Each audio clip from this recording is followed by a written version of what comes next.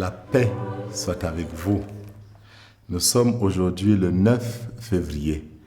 Dimanche passé, le 2 février, c'était la présentation du Seigneur au Temple. Mais c'était aussi le 10e anniversaire de mon ordination épiscopale. Et vous avez prié pour moi. Vous vous êtes unis à moi pour rendre grâce à Dieu. Je voudrais vous dire merci. En retour, j'offre ma prière pour vous. J'offre mon Eucharistie pour vous. Alors je disais qu'en ce jour, nous célébrons le 5e dimanche du temps ordinaire.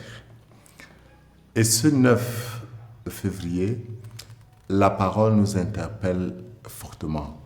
Dans l'Évangile, le Seigneur nous dit, nous, ces fidèles, nous sommes le sel de la terre. Nous sommes la lumière du monde. Comme sel, nous avons à apporter une certaine saveur au monde. Le monde existe sans nous, comme la nourriture existe sans le sel.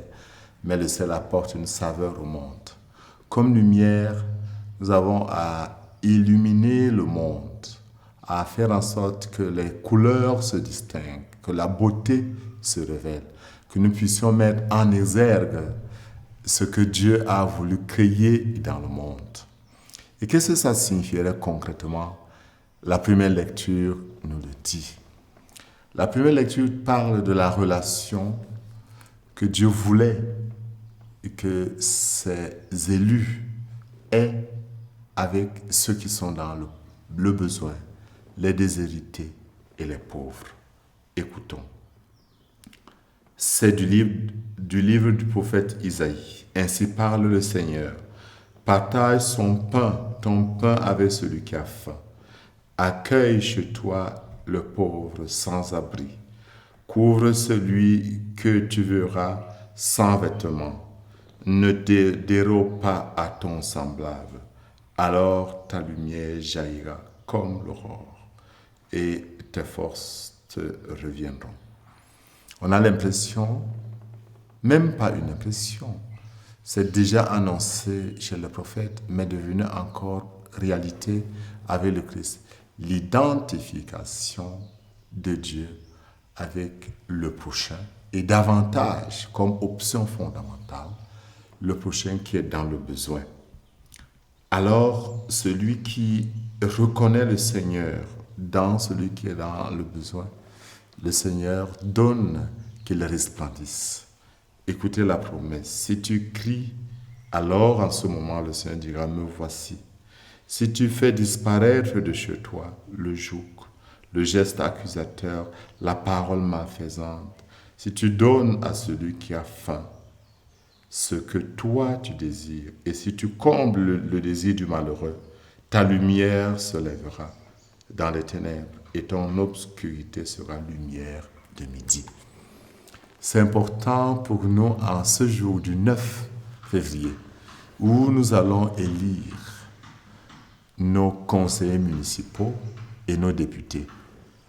La parole de Dieu qui répond toujours aux besoins de l'homme, nous donne la description de celui qui, chrétien, veut être un leader politique. Il doit être sel de la terre et lumière du monde.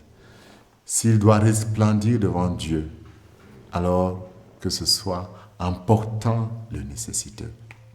Il est important que la politique, notamment celle de la gouvernance de proximité, de la gouvernance locale qui concerne ces élections, soit le lieu de la manifestation de l'intérêt qu'on porte au bien commun, de l'intérêt qu'on porte aux nécessités. Que nos maires, que nos conseillers municipaux commencent finalement à se rappeler qu'ils auront à rendre compte à Dieu. Qu'ils sachent que le principe de redevabilité, ce que les Anglais appellent accountability, ne les porte pas seulement vers le chef de l'État, vers ceux qui les investissent, mais surtout vers le pauvre qui crie, qu'il a besoin de routes, qu'il a besoin de l'eau, qu'il a besoin qu'on enlève les poubelles, qu'il a besoin qu'on s'occupe des écoles et des centres de santé. C'est là où le Seigneur nous juge. Ce n'est pas par l'éloquence. Effectivement, dans la deuxième lecture, Saint Paul nous le donne de découvrir très bien. C'est la première aux Corinthiens, au chapitre 2. Saint Paul dit que ce n'est pas par le prestige qu'il est venu annoncer la bonne nouvelle. Effectivement, Dieu veut cette pauvreté évangélique pour les messagers, les disciples missionnaires. Ils doivent toujours se rendre compte que c'est l'Esprit Saint qui est le premier protagoniste pour faire du bien. On n'a pas besoin d'être celui qui fait des choses pour épater, mais celui qui simplement, avec la grâce de Dieu, porte à son achèvement ce que le Seigneur lui-même a si bien commencé. Ce n'est pas par un langage merveilleux, ce n'est pas par une sagesse mondaine, mais c'est par la puissance de l'Esprit. C'est, j'allais dire, la puissance de ce que l'Esprit nous donne de réaliser.